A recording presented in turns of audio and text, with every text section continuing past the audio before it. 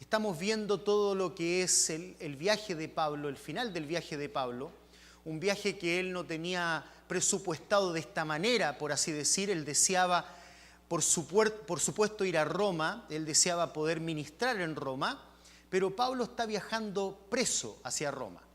Eso fue lo último que vimos antes de hacer el paréntesis precioso de la semana pasada con los bautismos y disfrutar de esa hermosa fiesta.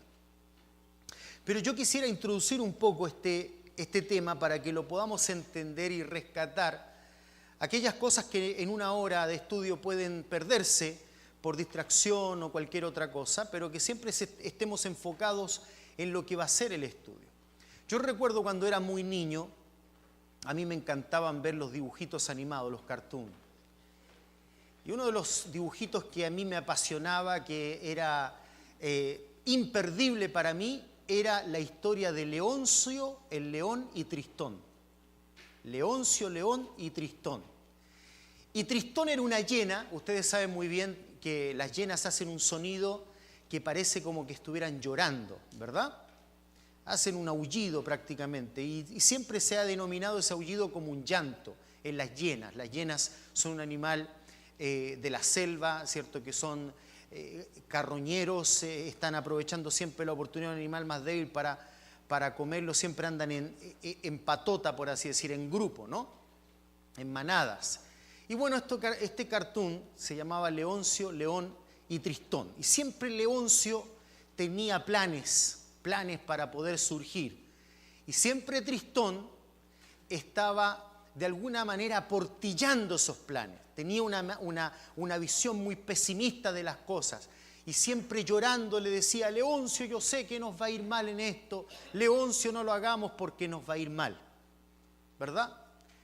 A veces nosotros, haciendo la alusión a la ilustración que estoy manifestando, pensamos que la vida cristiana es una vida de pesimismo. Conformarnos a la voluntad de Dios es una vida de pesimismo. Siempre pensamos que hacer la voluntad de Dios nos va a deparar una vida no muy auspiciosa, por así decir. De ahí que tiene tanta cabida en el día de hoy el evangelismo de la prosperidad, el evangelismo que habla que el creyente le tiene que ir siempre bien, que al creyente no le puede pasar nada malo, y si está pasando alguna enfermedad o alguna situación adversa es porque el creyente está en pecado. Nosotros, dicen, debemos reclamar a Dios lo que nos pertenece. Bueno, la verdad que no es así. La verdad es que la vida cristiana consiste precisamente en muchos momentos difíciles en los cuales el Señor, bendito sea Él, no deja de estar en control. Cada vez que Leoncio le iba mal, entonces su amigo Tristón le decía: te lo dije, Leoncio, te lo dije que nos iba a ir mal. Como si de alguna manera, ¿cierto?, ese pesimismo que él tenía en mente se cumplía. Y a veces nosotros, como hijos de Dios, podemos llegar a pensar en la vida que cierta situación adversa que estamos viviendo es precisamente porque Dios no nos ama. Sabíamos que nos iba a ir mal. ¿Ves? El hacer las cosas bien no significa que Dios nos bendice. Es más, nosotros a veces tenemos esa mentalidad. Creemos que por hacer las cosas bien, Dios tiene que derramar desde el cielo buen trabajo, más dinero, ningún problema. Y como que entramos en un trance con Dios, en transar con Dios, monetariamente. Yo te doy esto, tú me das esto otro. Yo quise introducir esto antes de entrar al tema para que podamos rescatar precisamente lo que vamos a ver en la vida de Pablo, en el capítulo 28. Luego del naufragio, llegan a una isla llamada Malta, volviendo ya al libro de los Hechos. El capítulo 27, que ya hemos ido dejando, no estuvo exento del dramatismo, y quisiera simplemente ver los últimos, así repasar rápidamente, sin entrar a leer todos los versículos, los últimos versículos desde el 42 al 44 del capítulo 27, que nos da una introducción para llegar al capítulo 28. Dice esos últimos versículos que los soldados acordaron matar a los presos, para impedir que nadie se fugase nadando. Pero el centurión, Julio, queriendo salvar a Pablo, dio revocación a esa orden y ordenó que los que pudiesen nadar se dirigieran a la costa. Los demás, dijo el centurión, que fuesen en tablas o en algunos objetos procedentes de la nave que ya estaba prácticamente hecha tira con ese gran ciclón que se había presentado en el mar. Tal como se le había prometido a Pablo en Hechos capítulo 27, versículo 24, si leemos ahí el versículo 24 a modo de recuerdo, se escucha bien, ¿verdad? Porque me pidieron tener este micrófono. ¿Se escucha bien? ¿Sí? Perfecto. En el capítulo 27, versículo 24, leemos, diciendo Pablo, es decir, el ángel le dijo a Pablo, no temas, es necesario que comparezcas ante César, y aquí Dios te ha concedido todos los que navegan contigo. Y así fue, tal como Dios le había dicho. A pesar de que en un momento los soldados querían matar a los presos, claro, porque los soldados debían pagar con su vida el cuidado de esos presos, no es que los soldados eran malvados, sino que ellos estaban cumpliendo con su deber. La nave estaba naufragando y ellos tenían el deber de alguna manera hacer que todos esos presos no se escaparan, y la mejor forma en medio del naufragio era matarlos. Pero ese hombre llamado Pablo había logrado impactar el corazón del centurión romano.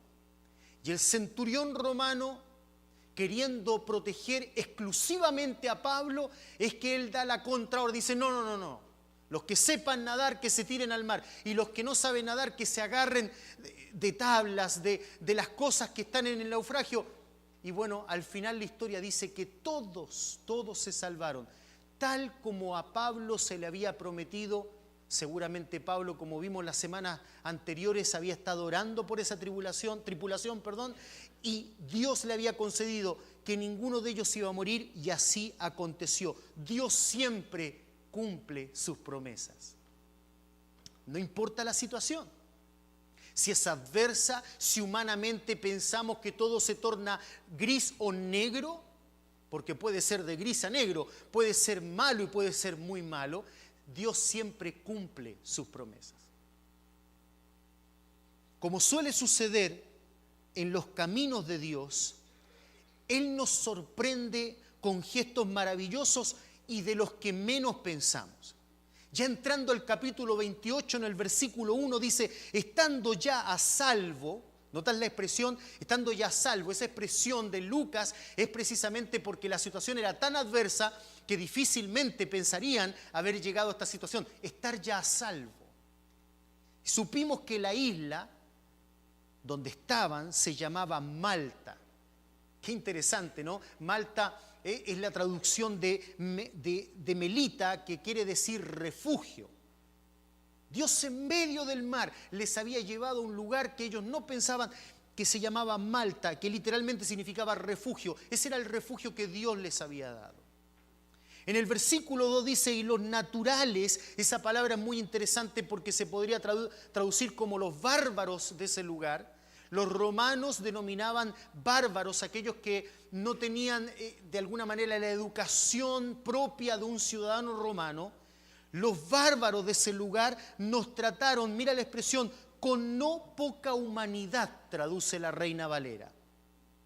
Porque encendiendo un fuego nos recibieron a todos a causa de la lluvia que caía y del frío. No solo habían naufragado, sino que también había frío, había lluvia. ¿Te puedes imaginar esa situación? Yo he vivido situaciones así donde hemos viajado por causa del ministerio muchos kilómetros, llegamos a un lugar después de haber pasado por situaciones difíciles, el auto que se rompe y estar en un lugar con mucho frío y que los hermanos te reciban con una sopa caliente tal vez. Dice la expresión de la Reina Valera que les recibieron con no poca humanidad.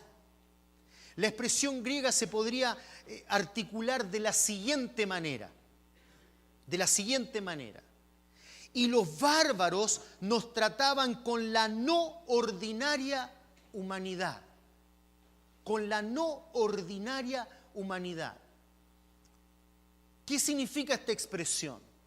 que es la expresión más apegada al griego, lo que está diciendo allí en el original, el libro de los Hechos.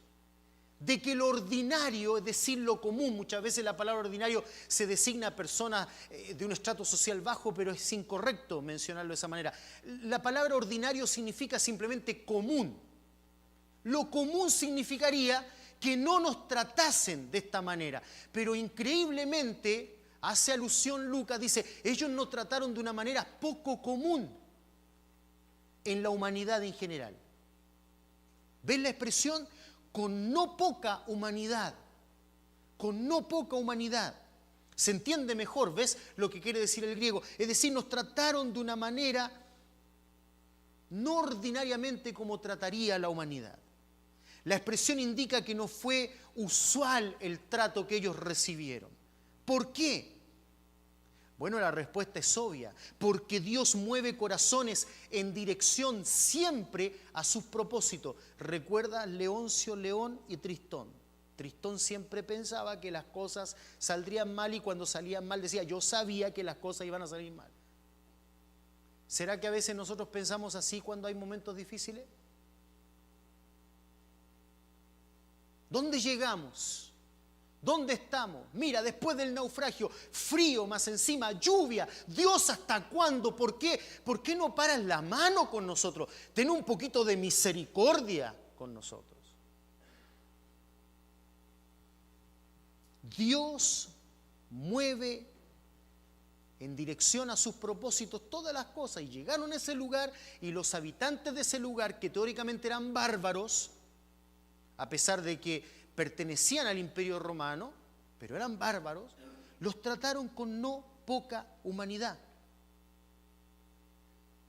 De quienes menos ellos pensaban, recibieron amor, recibieron consideración, compasión, de las personas que menos ellos esperarían que así sucediese. ¿Has experimentado así la buena mano de Dios, hermano? ¿Has experimentado tú la buena mano de Dios de los que menos piensas que deberían otorgarte esa mano? Es importante entender esto, porque es el marco, el contexto del cuadro que Lucas nos presenta. La buena mano de Dios vino de quienes menos pensábamos. Ahora, también es importante meditar y pensar en lo que vamos a ver a continuación. Que cada vez que recibimos la buena mano de Dios, e incluso de parte de quienes menos pensamos, también es importante que nosotros manifestemos, que seamos de alguna manera proactivos frente a eso. Yo voy a explicar un poquito lo que significa esa palabra para entenderla, proactividad. Pero también es importante hacernos esta pregunta: ¿te has puesto en las manos de Dios para que otros experimenten así la buena mano de Dios usándote a ti? Algo importante aquí para considerar de por qué estamos diciendo, como hemos mencionado ya, que era inusual que estos hombres actuaran así, pero que de alguna manera el hecho que estos hombres tenían cierta raíz, idiosincrasia, también estaba siendo manejado por la mano de Dios. Por un lado eran bárbaros, que teóricamente no era usual que una persona de esas características actuara de esa manera. Sin embargo, Dios los llevó a la isla perfecta. Aun cuando los habitantes eran súbditos de Roma desde el año 218 a.C., los habitantes de Malta, es probable que las lenguas precisamente que hablaban en ese lugar era la semítica hebrea y aramea y el dialecto fenicio, y hayan sido su principal lengua. ¿Por qué es importante notar este detalle? Porque precisamente le permitió a Pablo tener una buena conversación fluida y muy entendible con los habitantes de la zona. Ustedes deben recordar que en el último tiempo, en los tiempos bíblicos, la lengua hebrea se hablaba en ciertos círculos, pero la principal lengua, que era la lengua aramea, que era la lengua franca, se hablaba en todo el Medio Oriente y estas personas particularmente tenían esa raíz en Malta. Por lo tanto, a Pablo no le debe haber sido difícil conversar con estas personas. ¿Ves cómo Dios movió todas las cosas? Por cierto, Pablo en un principio les había dicho a ellos, no zarpemos porque el tiempo es malo. No habían escuchado el consejo de Dios. Sin embargo, a Dios nada lo sorprende. Aún así, Dios permitió esa tormenta. Cuando pensaron que todo estaba mal, Dios los protegió. Pablo les dice, hubiese sido bueno que me hubiesen escuchado el consejo. Sin embargo, no se preocupen, ninguno va a perecer. Habían ya llegado a un lugar bastante inhóspito para ellos, no lo conocían muy bien. Era la isla de Malta, era una isla de bárbaros. Sin embargo, esos bárbaros los habían tratado de una manera poco usual y curiosamente esos bárbaros entendían perfectamente la lengua de Pablo. Sin lugar a duda, esto no era una casualidad. Era la mano de Dios obrando en la vida de quienes se ponen en sus manos. Porque Dios tiene planes, Dios tiene propósitos. No es como Tristón piensa la vida, que todo nos va a salir mal y que obviamente aquí hay algo malo, irrevocable, y Dios tiene planes, Dios tiene el control. Pablo entendía la importancia de ser proactivo. Pablo había llegado a la isla seguramente cansado. Recuerden ustedes que había mucho tiempo que no habían comido bien, el malestar de un naufragio. Ustedes recuerdan la situación, dice que cuando llegaron a esa isla ya prácticamente el barco estaba deshecho. ¿Saben el trabajo que tienen que haber tenido por muchos días esos marineros? Inclusive Pablo, porque Pablo no era un hombre que se quedaba quieto, tratando de que esa nave no se hundiera. La palabra proactivo, para que la entendamos, se utiliza para designar a aquellas personas que ante los acontecimientos actúan de un modo protagónico, no estático. No son las personas que se quedan simplemente observando, atónitas o impactadas o de alguna manera frisadas por la situación, buscando no dejar que las cuestiones que le incumben pasen por alto ante sus ojos. Ellos accionan proactivamente. Ser proactivo significa, en cierto modo, tomar la iniciativa ante las circunstancias, incluso si estas son difíciles. Nota que Pablo no se sentó en un lugar de la isla temblando de frío y lamentándose por el naufragio. ¡Pobre de mí!, como solemos hacer muchas veces nosotros en las situaciones difíciles. ¿Hubiese sido incorrecto o humanamente inentendible que Pablo reaccionara de esa manera? Molesto con la situación, mojado por causa del naufragio. Ahora más encima no solo estaba mojado, incómodo, con frío en una isla que no conocían, una situación adversa, ya varios días. No era obvio que Pablo se sentara en un rincón y dijera, bueno, tal vez como Jonás, Dios, bueno, ¿qué quieres de mí? ¿Qué quieres de mí? Yo he intentado todo este tiempo hacer las cosas bien para ti. ¿Qué quieres de mí? ¿Hasta cuándo, Señor? Alguien podría haber dicho, bueno, Pablo, no exageres.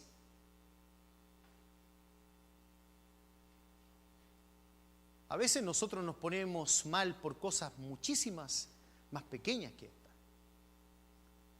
Empezamos a pensar que Dios pareciera que no nos ama porque mira cómo suceden las cosas. Yo pensaba que estaba haciendo las cosas bien y de pronto ocurre esto, Señor. ¿Es que no me amas?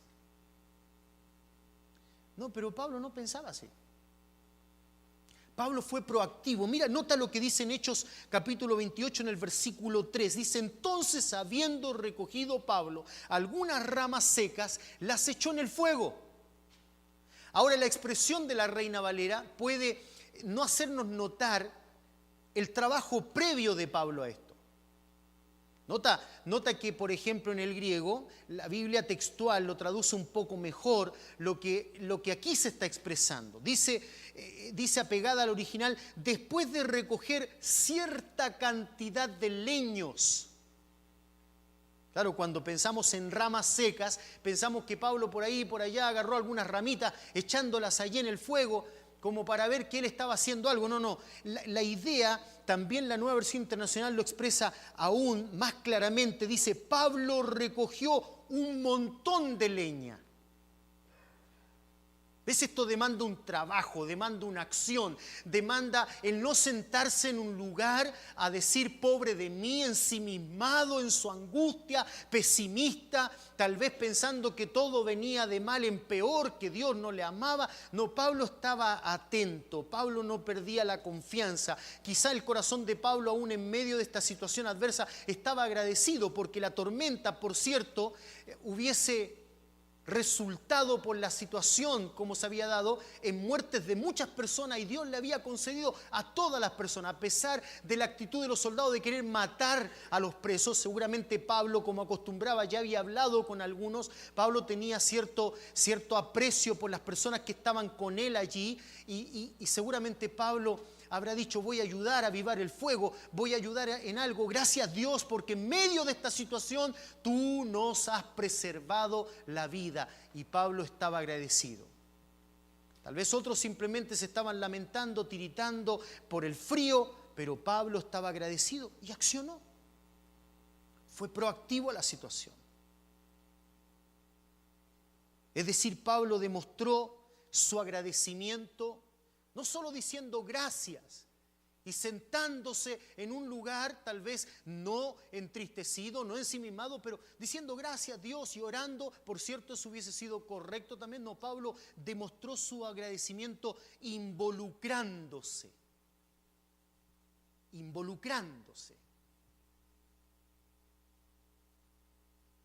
Es interesante en este punto pasar y reflexionar en cuántas bendiciones hemos recibido de la obra de Dios.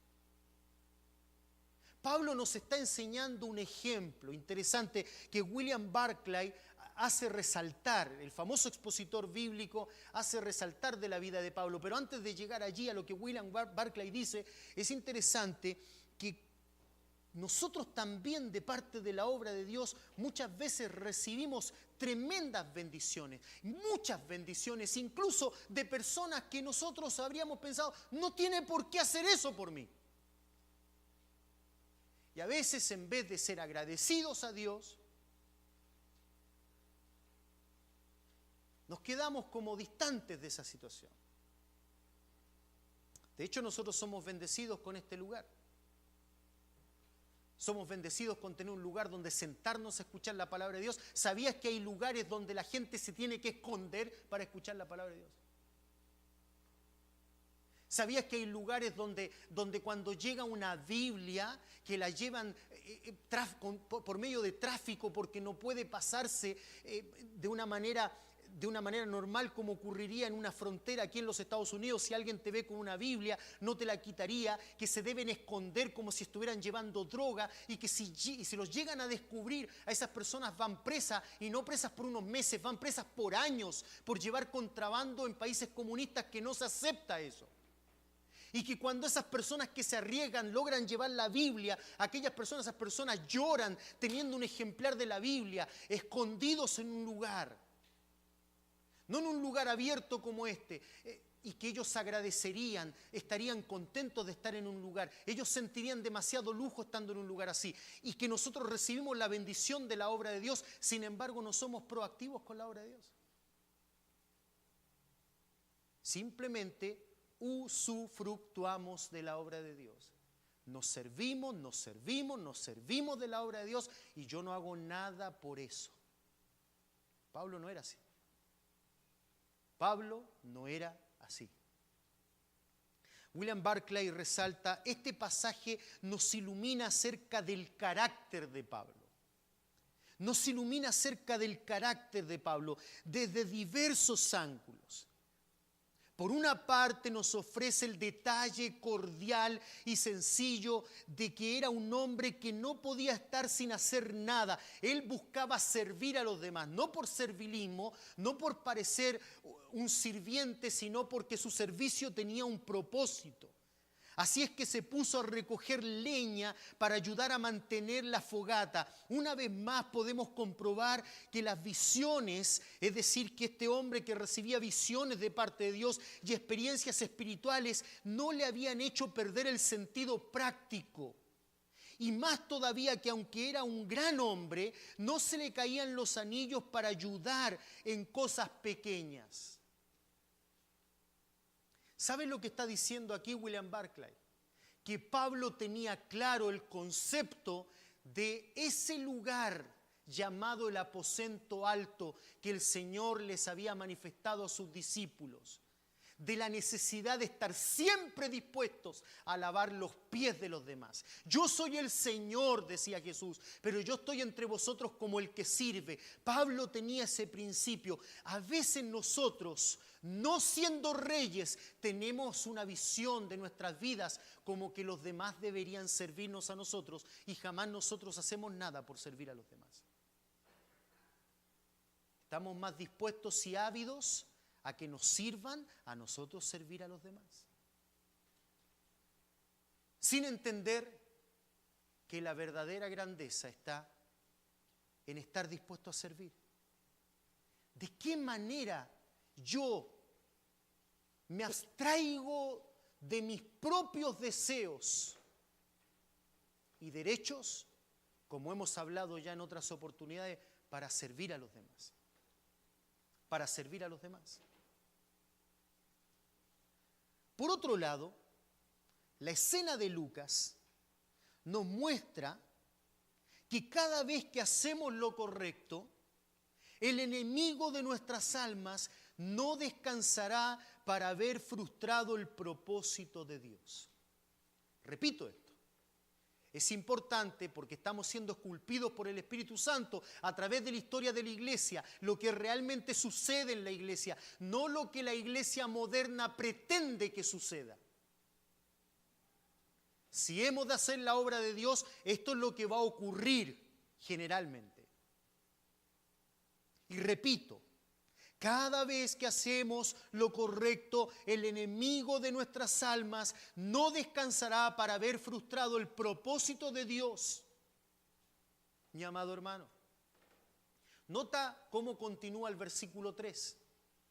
Ahí tenemos a Pablo, proactivo en la obra, no descansando. Después de un naufragio, hubiese sido lógico, quizá alguno de los aldeanos le decía, mira, oiga, por favor, ya Pablo era un hombre viejo ya, porque a veces nosotros pensamos que porque ya tenemos ciertos años no podemos servir al Señor. Eso es una mentira del diablo. De alguna manera nos podemos activar siempre en la obra de Dios. Y ahí estaba este hombre llamado Pablo, y seguramente alguno de los aldeanos le habrá dicho, no, tome asiento, hombre, usted viene de un naufragio. No, yo quiero ayudar, decía Pablo.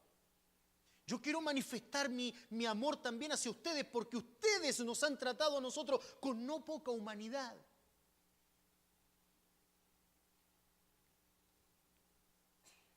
Nota cómo continúa el versículo 3. Pablo estaba haciendo lo correcto. Cualquiera de nosotros habría dicho, bueno, el resultado será realmente que ahora a Pablo le va a ir, pero en todo bien. Es lo que pensamos. Es lo que pensamos. Es, por ejemplo, si tú te encuentras con un hindú, él te va a decir, mira, tú vas a cegar en la vida lo que haces. Si tú haces bien, te va a ir todo bien. Bueno, en la vida cristiana no necesariamente es así. Por cierto que al final de la historia, cuando estemos ante el trono de Dios, Dios dirá, bien, buen siervo fiel. Pero a veces en la vida, aunque hagamos bien, pueden venir situaciones adversas. Nota lo que dice el versículo 3. Y mientras Pablo estaba proactivamente haciendo el bien, dice, y una víbora huyendo del calor, niños. ¿Se imaginan ustedes el cuadro, niños que están presentes aquí? Estaba Pablo allí recogiendo leña y de pronto Pablo va a tirar esa leña que había traído al fuego y dice, y una víbora huyendo del calor se le prendió en las manos. En la mano, perdón. ¿Sabes lo que significa que se le prendió? ¡Cac! Ya te imaginas la situación. Una víbora se le prendió en la mano. No era una araña, una arañita. ¿Han visto ustedes esas personas que son bien cobardes que de pronto están en el deck y aparece una arañita y pegan un grito grande? ¡Ah! ¿Pero qué te pasó? No, es que yo le tengo horror a las arañas. Hay gente que es así, ¿verdad? De pronto está en el garage y de pronto levanta un tupper y de pronto está ahí mirando el tupper y entonces de pronto tú lo ves que hace ¡ay, ay, ay! Y dice, ¿qué te pasó, hombre? No, es que yo le tengo horror a la araña. Y una arañita, y la arañita como que lo mira, yo no te voy a hacer nada, no me hagas nada. No, acá había una víbora que se le prendió en la mano.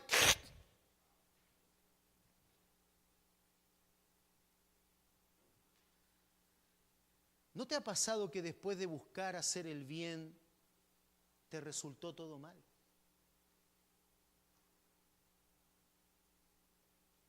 Cualquier otro, no Pablo, pero cualquier otro habría dicho, ¿quién me manda a mí a recoger leña? ¿Verdad? Quizá alguno habría dicho así. ¿Quién me manda a recoger leña? A mí me ha pasado muchas veces que queriendo hacer el bien resulta todo mal. Creo que a ti también te habrá pasado. Se escucha bien, ¿verdad? Siento la sensación que no se escucha bien. Si lo suben un poquito sentiría mejor.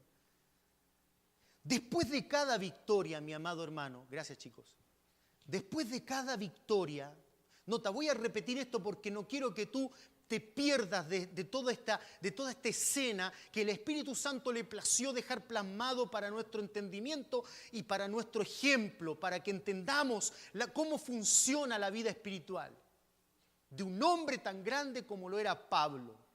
Dice que claramente Pablo estaba queriendo hacer el bien y recibió el mal. Y nota esto, esta frase es importante que la tengas siempre presente. Después de cada victoria, el enemigo ataca con más furia.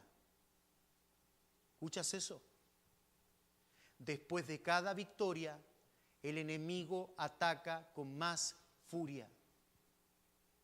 Y cuando el enemigo nos ve durmiendo, es que sigue atacando. Entonces, ¿cuándo ataca en definitiva el enemigo, pastor? ¡Siempre!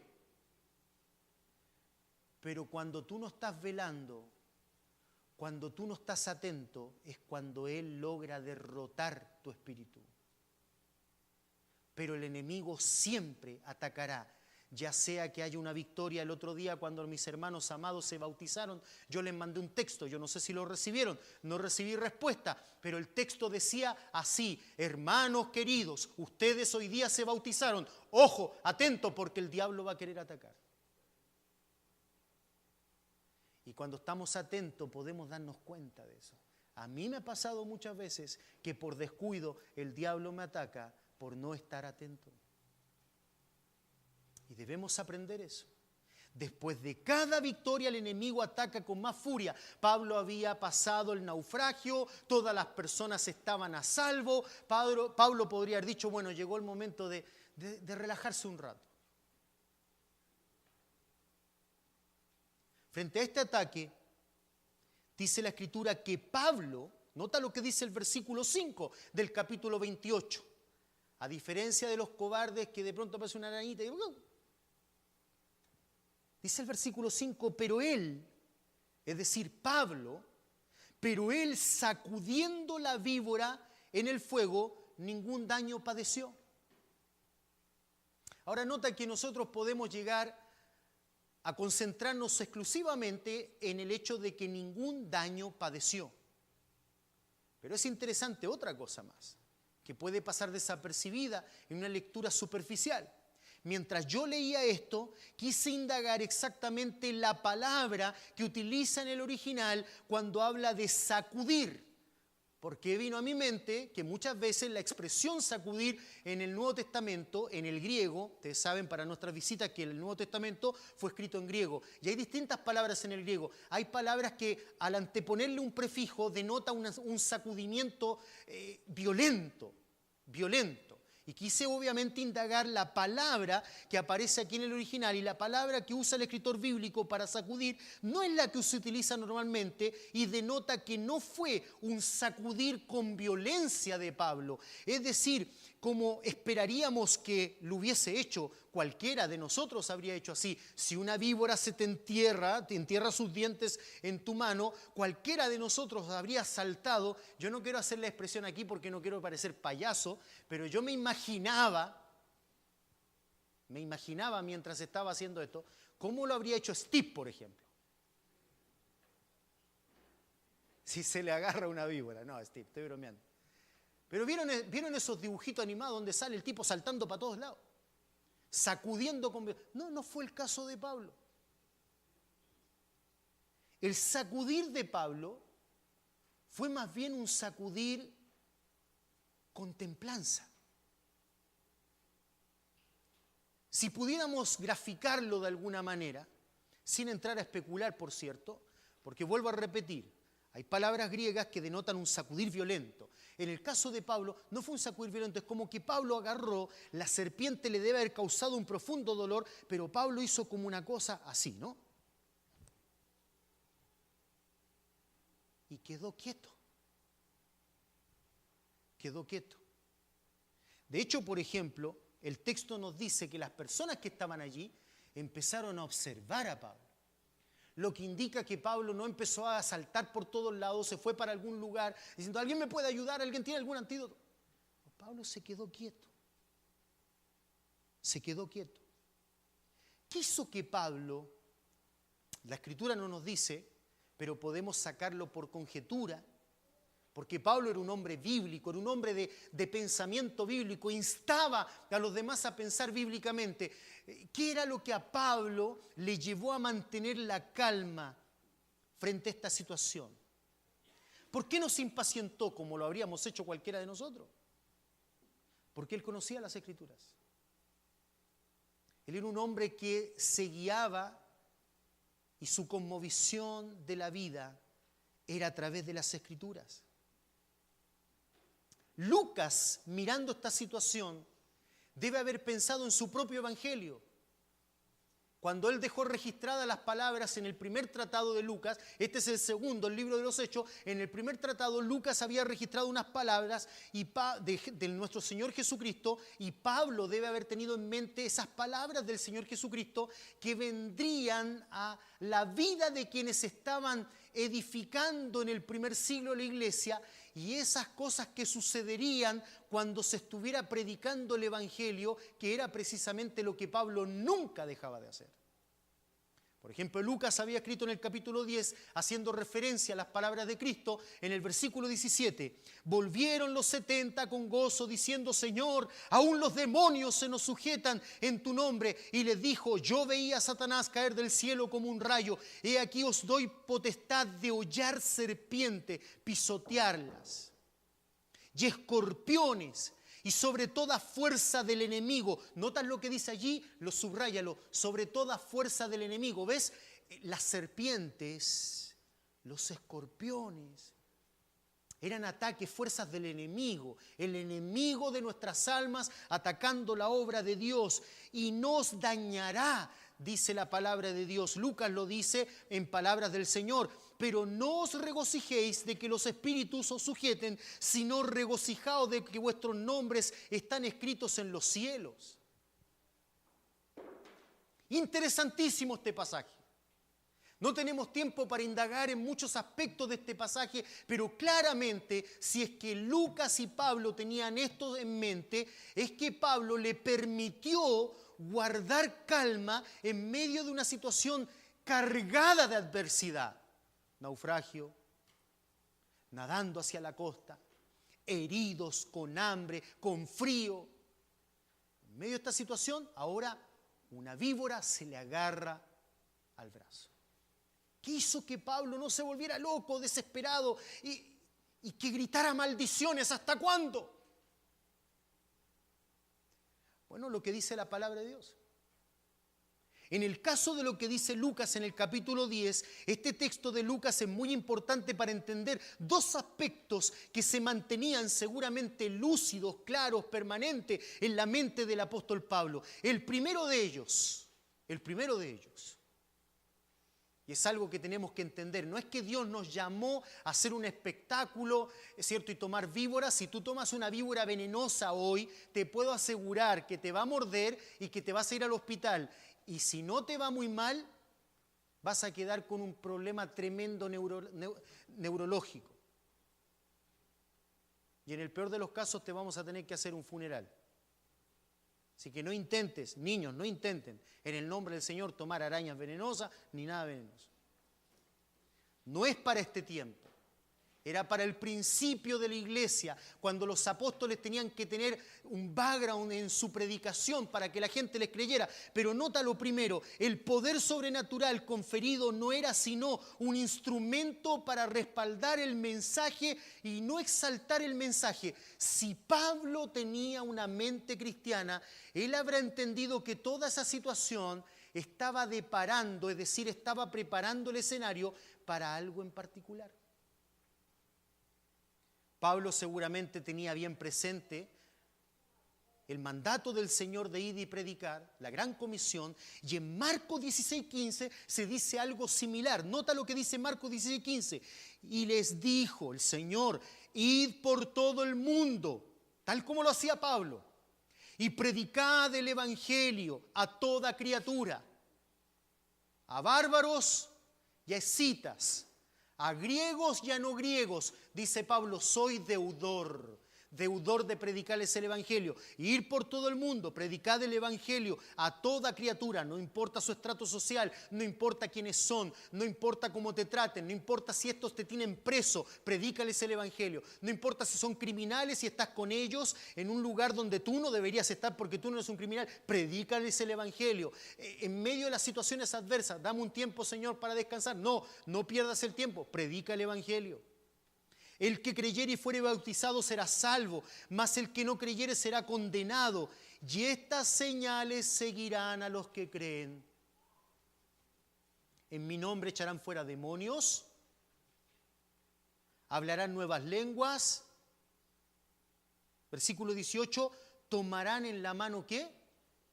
Serpientes, y si bebieren cosas mortíferas no les hará daño. Sobre los enfermos, nota, subraya eso, es muy importante en el escenario que estamos ahí en los Hechos, en el libro de los Hechos en Malta, sobre los enfermos pondrán sus manos y sanarán. No en sí para sanar enfermos, no es que los apóstoles tenían que tomar serpientes para hacer un show, como hacen en el Medio Oriente, ¿cierto? Tratando de alguna manera de extasiar a las serpientes,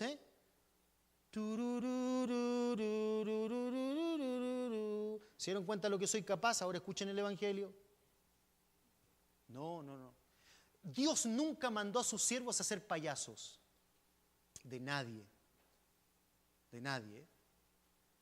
Dios mandó a sus siervos a predicar la palabra, pero en medio de la predicación de la palabra, si unimos lo que dice Marcos y unimos lo que dice Lucas, en medio de la predicación de la palabra habrían ataques del diablo. ¿Te acuerdas lo que le dijo en Lucas? Y ataques del diablo. Es decir, predicando el evangelio, el diablo os atacará. Y os atacará con todo lo que tenga a la mano. Serpientes, insectos venenosos, animales venenosos. En medio de ¿ves cuando Pablo habla acerca de su ministerio? Temor de ladrones, de animales, en medio del camino. El diablo quería oponerse a la obra de Dios. Y Pablo ve esta situación. Y lo primero que viene a la mente es que la serpiente lo muerde. Él se sacude sin perder el control. Y seguramente en la mente de Pablo estaba la expectativa. ¿Qué es lo que Dios quiere? Número 2. Al igual que los 70 que había enviado el Señor, al realizar la obra de Dios se debe tener cuidado con la autoexaltación. De ahí la exhortación de Cristo en Lucas. Volviendo a Lucas en el capítulo 10, en el versículo 18, dice lo siguiente: y les dijo, yo veía a Satanás caer del cielo como un rayo.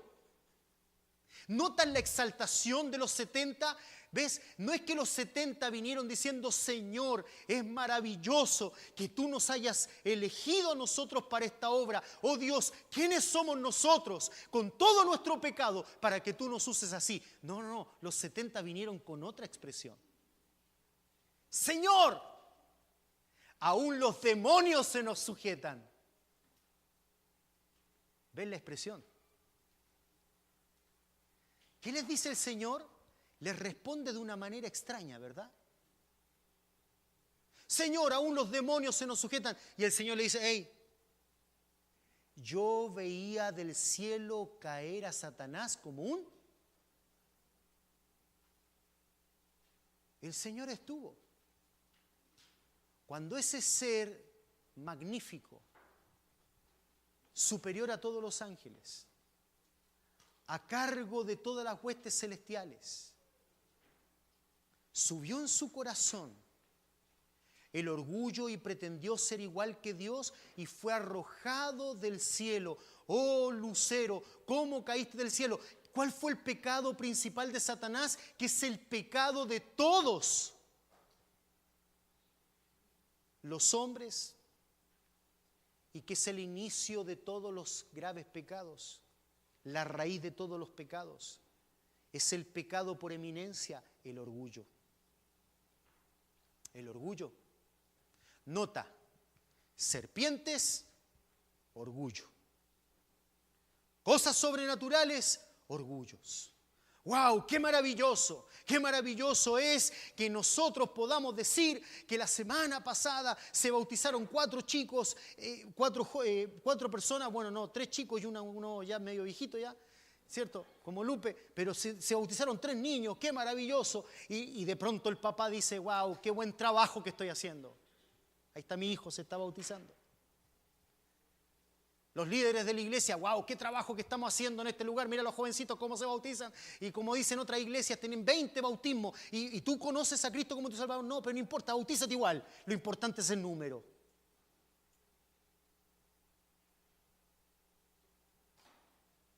Wow, mira cómo están sucediendo las cosas. Y mira lo que sucedió aquí. Y mira cómo mi hijo se comporta. Y mira cómo yo estoy haciendo las cosas. Por cierto que Dios lo hace, pero un poco de gloria para mí también, porque yo estoy haciendo un buen trabajo. Y Pablo, en medio de esa situación, ¿ves? Quizás muchos le habrán dicho en ese momento a Pablo, qué tremendo, nos mantuviste con ánimo. ¿Quién sabe las conversaciones que hubieron allí a la luz de ese fuego mientras Pablo iba a recoger leña? Quizá otro, seguido por el ejemplo, fue con Pablo. Bueno, Pablo, yo te seguí porque quería agradecerte en medio de esa situación tan adversa. Cuando tú oraste, tú no sabes la paz que trajo. Y todo el mundo alabando a Pablo porque Pablo había hecho... Y Pablo tenía muy bien claro dónde tenía que estar su corazón. Es la obra de Dios. El diablo va siempre a lograr atacar en medio de las situaciones de prosperidad, donde el viento en popa va todo en orden, bien. Llegamos a una isla, nos salvamos, tenemos una victoria acá. Y el diablo ataca. Ataca violentamente y sigilosamente también, con mucho cuidado que no nos demos cuenta, la autoexaltación. Nota, por ejemplo, claramente cómo el diablo allí, Pablo estaba atento a la situación, atento a la situación. Nota en el versículo 6, ellos estaban esperando, ves que él se hinchase o cayese muerto. Estoy leyendo Hechos 28:6. Ellos, es decir, los habitantes de Malta, cuando vieron esta escena, se estaban esperando que él se hinchase o cayese muerto de repente, mas habiendo esperado mucho y viendo que ningún mal le venía, cambiaron de parecer. Y dijeron ¿qué? Que era un Dios. ¡Wow! ¿Notas el ataque del diablo allí? Es como a Juan el Bautista, cuando a Juan el Bautista le preguntan, ¿verdad? Vienen precisamente los fariseos, vienen aquellos que habían sido enviados para saber quién era Juan el Bautista. ¿Viste esas personas que le preguntan quién eres tú? Si alguien te preguntara a ti, ¿quién eres tú? No es que, por ejemplo, a nosotros nos encanta hablar de nosotros. Déjame decirte, habría dicho Juan, yo te voy a decir quién soy yo. Yo fui anunciado prodigiosamente, yo fui un hombre que desde el vientre fue apartado para preparar el camino del Mesías. Eso dijo Juan, yo soy una voz que clama en el desierto. ¿Qué te importa quién soy yo? Lo importante es esto, enderezar la senda, el Señor viene.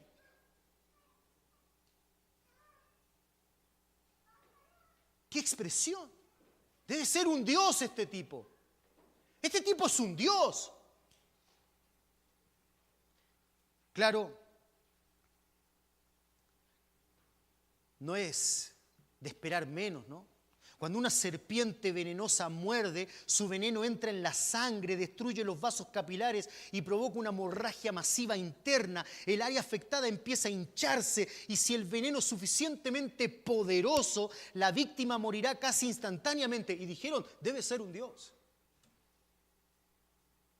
Nota que la serpiente era de la zona. Ellos deben haber visto a muchos ser mordidos por una serpiente así y morir de una forma horrible. En este sentido no fueron muy diferentes a los gentiles de Listra. ¿Recuerdan ustedes en Listra? Quienes después que Pablo hubo sanado a un paralítico consideraban que él y Bernabé eran dioses griegos. En el capítulo 14, versículo 12, nosotros recordamos esa historia que ya hemos visto en nuestro estudiar del libro de los Hechos. La diferencia del episodio de Listra y de lo que está sucediendo aquí en Malta es la ausencia de adoración hacia el apóstol. ¿Te acuerdas que en Listra querían traer, el sacerdote quería traer un sacrificio para Pablo y Pablo se rasgó los vestidos? No, les dice, es precisamente de estas vanidades que nosotros queremos que ustedes se conviertan. Quizá esto explica que Pablo no dijera nada en ese momento. Pero quizás, y solo estamos especulando aquí, no estamos diciéndolo porque la Biblia no lo dice, estamos tratando de atar cabos y de poder lograr todo el rompecabezas. Quizá el silencio de Pablo se debió a que él vio lo acontecido como una señal inequívoca, por lo que la palabra de Dios decía que Dios quería hacer algo específico en ese lugar de bárbaros. Dios quería mostrar su poder en esa isla remota, en medio de la nada. Dios en su amor quería alcanzar a esa gente. Y todo esto que había acontecido empezaba a tener sentido en la cabeza de Pablo.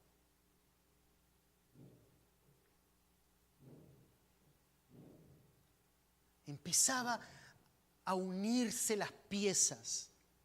Pablo era un hombre lleno del Espíritu, que tenía una mente bíblica e instaba a que la palabra morara en abundancia en los corazones. Colosenses capítulo 3, versículo 16 dice eso. También Pablo instaba a ser llenos del conocimiento de su voluntad en toda sabiduría, dice textualmente Colosenses 1:9, e inteligencia espiritual. ¿Qué significa inteligencia espiritual? ¿Significa que yo voy a ser capaz de que en la escuela sacarme solo A's? ¿Que yo voy a ser capaz de descifrar los más grandes problemas matemáticos, que de esa manera voy a dar testimonio? No, inteligencia espiritual. Déjame decirte algo, mi hermano. La inteligencia espiritual no tiene nada que ver con coeficiente intelectual. Hay personas, ¿saben lo que es un coeficiente intelectual? ¿No? Personas muy inteligentes, científicos, personas que son renombradas como Einstein, un coeficiente intelectual impresionante. No, la inteligencia espiritual no tiene que ver con coeficiente intelectual, tiene que ver con llenura del Espíritu, tiene que ver con temor de Dios. Hay hombres con un coeficiente intelectual muy grande que son necios. Y hay hombres que son sencillos, personas comunes y corrientes, pero que tienen inteligencia espiritual. ¿Y qué es inteligencia espiritual? Bueno, esa inteligencia espiritual que Pablo instaba a tener en la vida cristiana y que seguramente él tenía, porque instaba lo que Dios había marcado en su corazón. La palabra inteligencia espiritual, o la expresión inteligencia espiritual, viene del griego súnesis. Súnesis. Esta palabra significa poner junto mentalmente. Poner junto mentalmente sugiere la rapidez de percepción, es decir, ser rápido en entender. Repito, no porque tengo un coeficiente intelectual alto, sino porque la palabra de Dios ha ido marcando tanto mi mente y mi corazón que yo logro rápidamente percibir algo. Percibo rápidamente, esto es un ataque del diablo. Esto es una situación que está pasando, por algo es. Lo uno a la palabra de Dios. ¿Ves? Poner junto mentalmente es como un rompecabezas, pieza A con pieza B. Esto no puede haber acontecido porque sí. Dios tiene un propósito, porque Dios dice en su palabra. Y entonces esto me lleva a mí a entender esto otro. La consideración penetrante que precede, que está antes de la acción. El necio actúa, el creyente sabio piensa antes de actuar, pero no piensa de acuerdo a su corazón, piensa de acuerdo a lo que dice la palabra de Dios. El necio simplemente actúa, el necio incluso quiere hacer cosas buenas simplemente accionando, sin pensar. A veces nosotros queremos hacer cosas buenas, pero por no tener la mente bíblica, resultan malas, pero no en el aspecto de que estamos viendo, porque cuando que tenemos la mente bíblica y pareciera que las cosas resultan mal, tarde o temprano van a redundar para bien, porque Dios está al control. A veces, por ejemplo, nosotros decimos, para dar un ejemplo, paréntesis, empezamos a murmurar de alguien. Y pensamos que estamos haciendo bien. Mira, yo te lo digo por bien, porque yo quiero que esta cosa se arregle, esta situación se arregle. ¿Ves? En el fondo me engaño a mí mismo con una buena intención, cuando realmente al no tener una mente bíblica lo que estoy haciendo es pecado. No. Aquí no estamos hablando de eso. Estamos hablando de la percepción espiritual de las cosas. Que yo antes de la acción he pensado bíblicamente cuál es el mejor camino a seguir. ¿Por qué Dios había permitido todo esto? Una serpiente incrustando sus dientes en mí, que le sirvo con tanto amor, pensaría Pablo, no quejándose, sino tratando de atar los cabos, tratando de poner las piezas del rompecabezas en el lugar correcto. Al igual que nosotros a veces nos preguntamos, ¿por qué Dios permite ciertas cosas?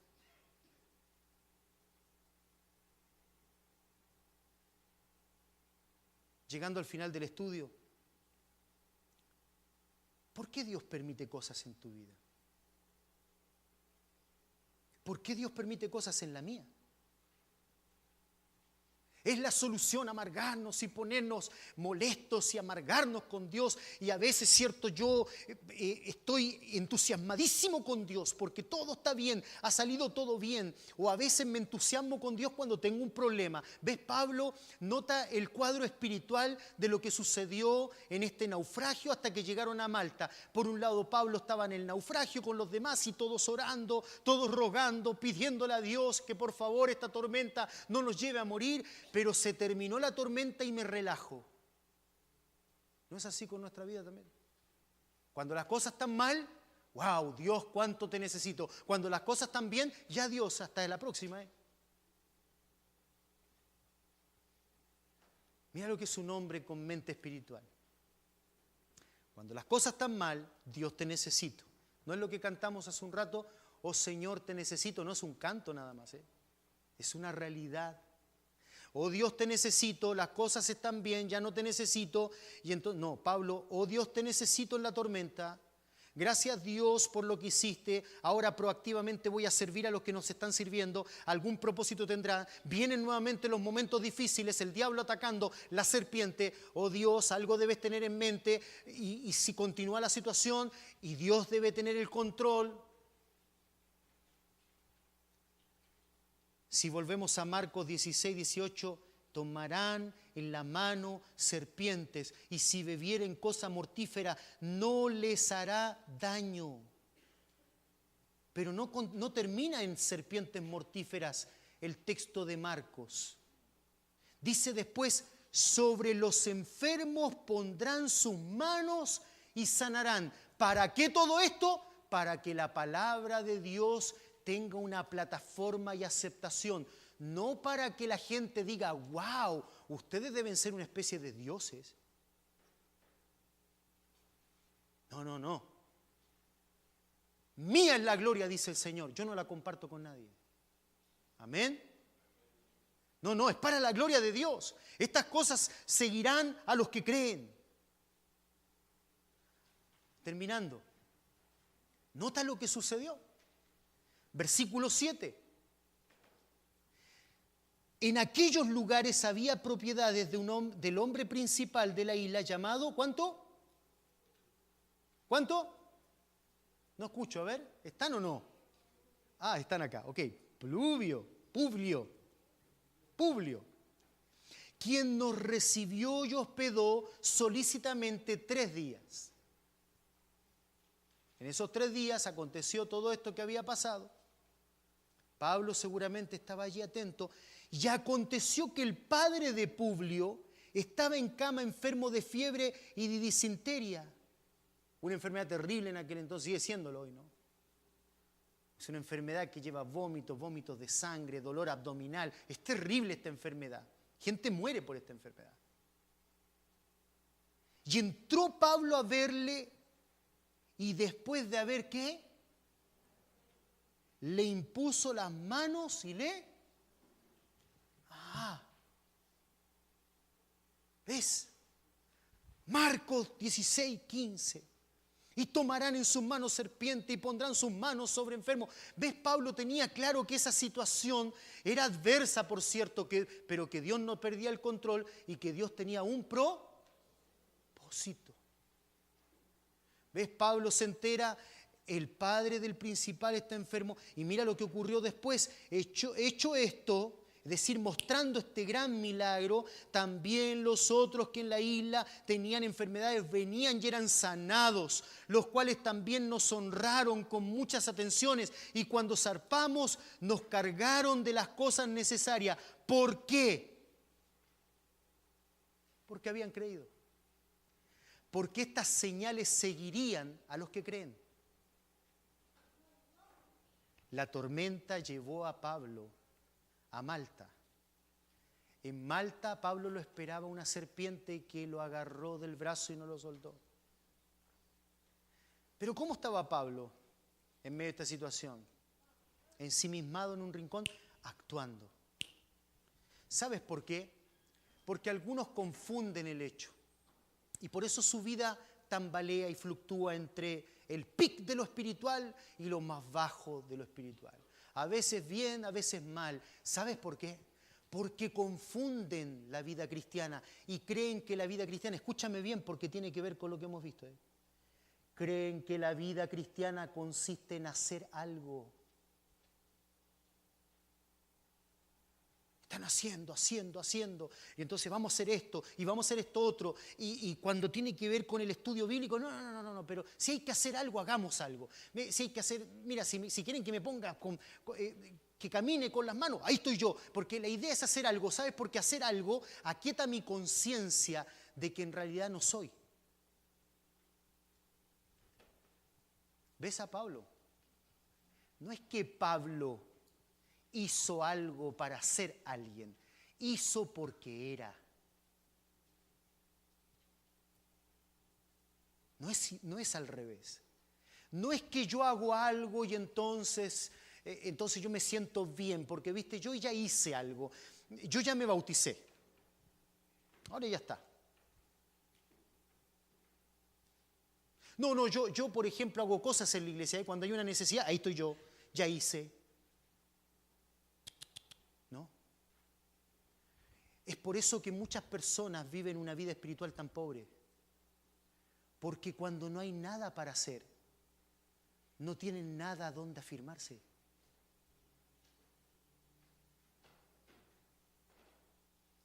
Pablo no tenía, sino en medio de la tormenta, tiempo para orar por los que estaban allí. y de vez en cuando tomar las velas y ayudar. Pero hay gente que cuando ya no tienen nada que hacer, su vida cristiana es muy pobre. No era el caso de Pablo. Pablo hacía porque era. Pablo hacía porque había un carácter.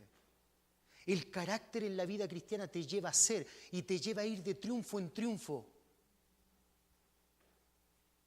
Si Pablo simplemente hubiese sido uno que hacía, cuando la serpiente lo muerde, se habría desplomado, como suele suceder en muchos de nosotros. Viene la tormenta, nos desplomamos. Vienen las serpientes, los ataques del diablo, nos desplomamos. ¿Sabes por qué? Porque no gasto tiempo en la palabra de Dios. Porque mi vida cristiana es una vida pobre. Porque prefiero quedarme en casa cuando lo que tengo que hacer es estar a los pies de Cristo. Porque prefiero como Marta hacer y hacer y no como María que eligió la mejor parte. Tened cuidado. Porque el diablo no descansa porque te ve inactivo. El diablo ataca siempre. Estés activo como Pablo o estés inactivo como Demas. A ambos lo atacó el Señor. A Pablo el ataque del diablo le dio una oportunidad para ver el poder de Dios. A Demas lo apartó. Padre Celestial,